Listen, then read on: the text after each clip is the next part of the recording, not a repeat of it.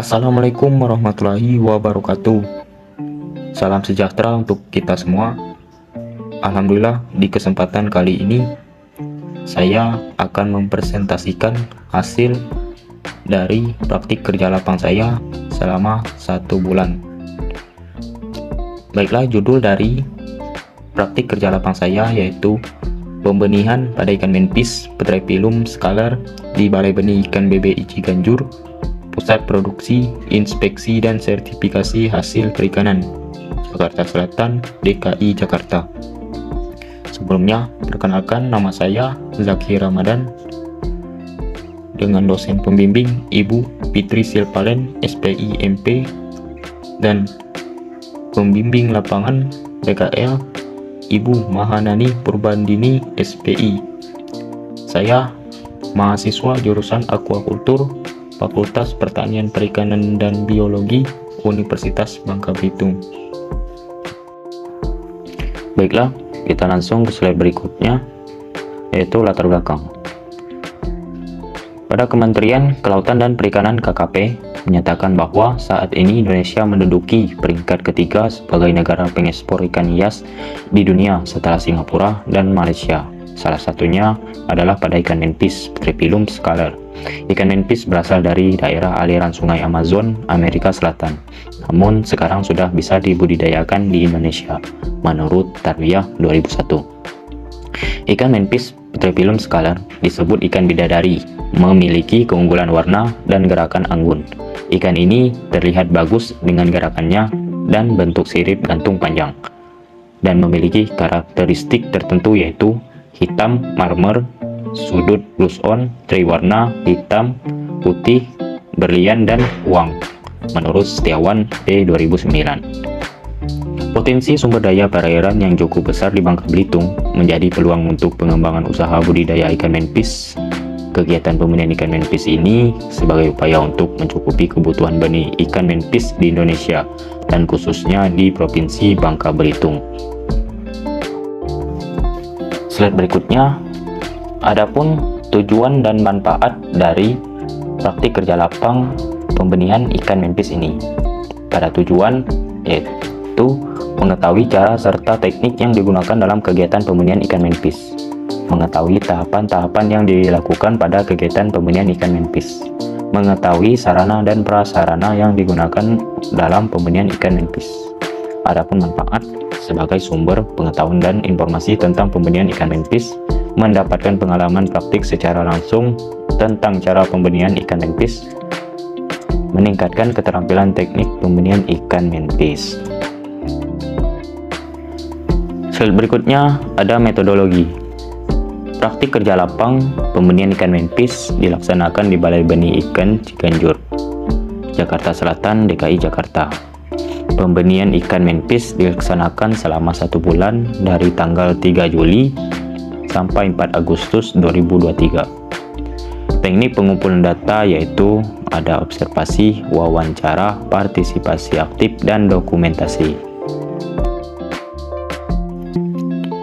Slide berikutnya, klasifikasi dan morfologi pada ikan menpis. Menurut Puspayanti N 2016, klasifikasi ikan menpis sebagai berikut: ada Kingdom Animalia, Phylum Chordata, kelas Actinopterygi, order Perciformes, famili Cichlidae, genus Petrepilum, spesies Petrepilum scalar.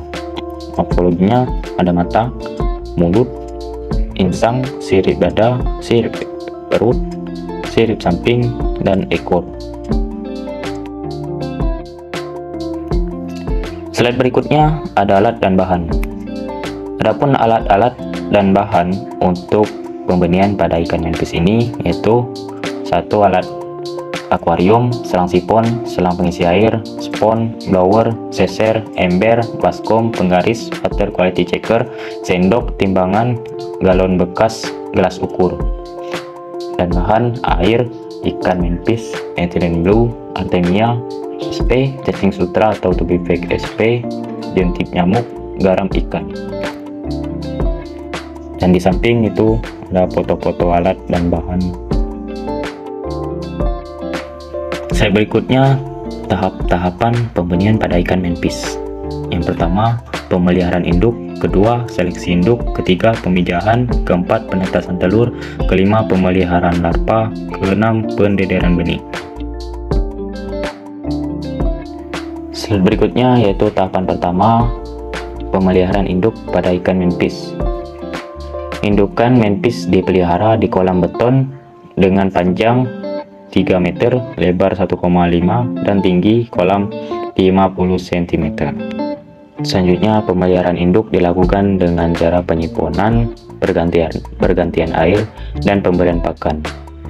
Dalam pemberian pakan yaitu berupa pakan alami, berupa jentik nyamuk, dan cacing sutra atau tubik fek. Pakan diberikan dengan dosis pemberian pakan 2 kali sehari pada pagi hari pukul 8 dan sore hari pukul 15.00 WIB. Pakan diberikan pada induk secara ad libitum, yaitu pemberian pakan secara bertahap sampai ikan kenyang. Slide berikutnya yaitu tahapan pada seleksi induk. Seleksi induk merupakan kegiatan memilih atau memisahkan antara induk yang sudah matang gonad dengan yang belum. Induk yang akan dipijakan terlebih dahulu diseleksi dengan ciri-ciri induk yang baik dan siap memijah, antara lain induk telah matang gonad, sehat, tidak terserang penyakit, anggota tubuhnya lengkap, gerakannya aktif, berumur 7-12 bulan, memiliki panjang tubuh kurang lebih 7,5 cm untuk jantan dan kurang lebih 5 cm untuk betina, menurut Hasan 2002. Berikut ciri-ciri induk manfish jantan yang siap untuk dipijah. Yang pertama itu ada minimal telah berumur 7 bulan sampai 12 bulan. Bila perut diurut dari arah bawah kepala ke anus akan mengeluarkan cairan berwarna putih, susu atau sperma. Dahi lebih menonjol, bentuk tubuh atau perut lebih ramping, ikannya sehat dan tidak cacat. Berikutnya, ciri-ciri pada betina. Pertama itu telah matang gonad, minimal telah berumur 7 bulan. Sehat, tidak terserang penyakit, anggota tubuhnya lengkap dan gerakannya yang aktif dalam mengejar pasangannya. Perutnya besar atau buncit, ukuran panjang standar minimal kurang lebih 5 cm. Slide berikutnya yaitu pemijahan. Tahapan pertama ada persiapan akuarium. Dalam persiapan akuarium ini yaitu proses membersihkan akuarium yang dibersihkan menggunakan spons dan dinding-dinding akuarium itu disikat bertujuan untuk menghilangkan bekas-bekas atau sisa-sisa kotoran yang bakteri yang menempel pada dinding akuarium tersebut. Selanjutnya, pengisian air pada akuarium. Pemijahan ini dilakukan secara alami bila akuarium berukuran 80 x 40 x 40 cm persegi dengan ketinggian air 30 sampai 40 cm untuk pemijahan. Lalu ditambahkan aerasi untuk suplai oksigen yang cukup karena ikan manfish butuh oksigen. Selanjutnya, pemasangan substrat. Ikan manfish ini merupakan ikan hias yang menempelkan telurnya pada substrat dengan permukaan yang halus, maka dilakukan pemasangan substrat berupa potongan paralon atau pipa PFC menjadi 2D dengan diameter 6 inci yang sudah dibersihkan dan disiapkan di dalam akuarium pemijahan. Selanjutnya, memasangkan indukan ke akuarium pemijahan yang sudah diseleksi indukan tadi. Rasio indukan manfish yang digunakan yaitu perbandingan 1:1 untuk jantan dan betina. Selanjutnya, karena ikan manfish cenderung menyukai suasana yang gelap dan tenang, maka pada dinding akuarium dapat ditempelkan karung bekas atau plastik yang berwarna gelap. Selanjutnya, yang terakhir itu pemberian pakan berupa jentik nyamuk. Karena biasanya makanan yang biasanya mempercepat untuk proses pemijahan pada ikan manfish ini yaitu jentik nyamuk karena memiliki kadar protein yang tinggi. Slide berikutnya yaitu pemeriksaan substrat dan penetasan telur pada ikan manfish. Yang tahapan pertama itu ada pengecekan substrat. Pada pengecekan substrat ini bertujuan untuk kita mengetahui apakah substrat yang kita pasang sebelumnya sudah ditempeli telurkah dari hasil perkawinan indukan manpis jantan dan betina tadi. Jika substrat telah ditempeli telur-telur induk manpis, tahapan berikutnya yaitu pembuatan methylene blue. Dosis methylene blue yaitu 1 ppm sama dengan 1 mg per liter. Selanjutnya pengisian air. Pengisian air ini yaitu wadah baru untuk telur atau larva induk ikan manpis. Selanjutnya pemberian methylene blue kurang lebih dengan 2 sendok makan. Selanjutnya ada pemindahan substrat. Pemindahan substrat ini kita pindahkan ke wadah yang telah kita siapkan sebelumnya, yaitu wadah telur atau larva. Slide berikutnya yaitu pembelian larva. Dalam pembelian larva ini kita memberi pakan berupa pakan alami yaitu Artemia. Dalam pembuatan Artemia yang kita buat dengan 5 liter air, 150 garam dan 5 gram Artemia menjadi 5 ppm. Selanjutnya pemberian pakan Artemia dilakukan pada pagi hari dan sore hari hingga larva tersebut sudah kelihatan kuning di perut larva tersebut, menandakan larva tersebut sudah makan Artemia. Selanjutnya pembersihan larva yang mati menggunakan selang sipon kecil supaya tidak menyedot larva ikan manpis yang lain. Selanjutnya penyiponan biasanya dilakukan 1 kali sehari karena bekas pakan Artemia atau kotoran feses dari larva tersebut yang menempel di dasar akuarium. Selanjutnya pemberian cacing sutra jika larva tersebut sudah berumur kurang lebih 2 minggu atau 14 hari sampai 16 hari, maka pemberian larva ikan manpis sudah diganti dengan cacing sutra, bisa digunakan dengan cacing sutra. Selanjutnya pendederan benih. Pada pendederan benih ini adalah proses ketika larva ikan manpis sudah berumur kurang lebih 16 hari, maka kita perlu memindahkan larva tersebut ke akuarium yang lebih besar dengan ukuran 80 x 40 x 40. Yang pertama itu ada pengisian air pada wadah dengan tinggi air yaitu bisa mencapai 25 sampai 30 cm.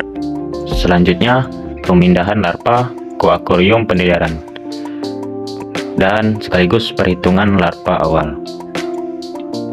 Dalam pemindahan ini kita menggunakan seser kecil dan sendok sayur supaya ikan tersebut bisa dipermudah untuk menghitung larvanya.